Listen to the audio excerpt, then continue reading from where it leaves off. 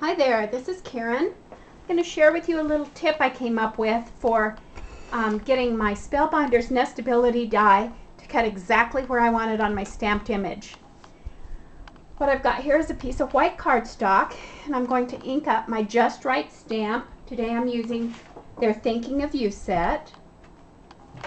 I'm going to ink this up and stamp it onto my white cardstock. Now they fit beautifully. They're designed to fit beautifully with Spellbinders Nestability dies. And I'm using the Nestabilities ovals, large, and this is number 4. You can see I've numbered mine, and this way you can tell which size die to use on your projects and keep them in order if you want to.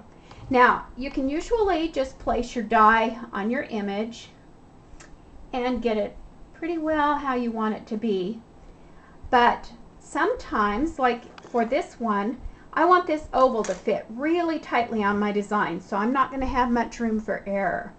So what I've done is I've taken that same die, that oval die, and I've cut a mat from a piece of scratch paper.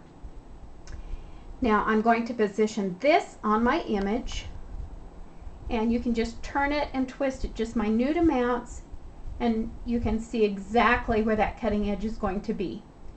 Gives you a little bit of an advantage. So without cutting off any tips of any of my little leaves on this design, I've positioned that in place. That looks right. Whew, see, I didn't get it lined up too well, did I?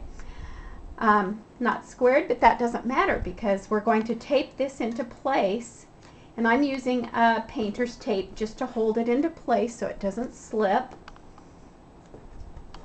on my final project. Now I'm going to take my Nestabilities die, ovals die, and I'm going to just place that on there, and as you slide this around, you will feel when it exactly locks into place. Perfect. That's where it's going to cut. So I'm going to tape my die down also. Oops. Tape my die down so it won't slip as I run it through my wizard. Okay. Now here's my wizard plate, white plate, magnetic spacer mat. Place that down with the black side up. Now I'm going to take my project, and that magnet is going to attach to your Spellbinders die. So you flip this over, position it. I'm just doing it a little crooked. It doesn't matter at all.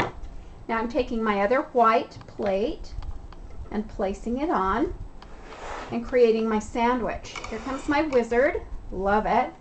Bring that handle forward, and you're going to put your sandwich in place and push it with your hand. Hear that clicking?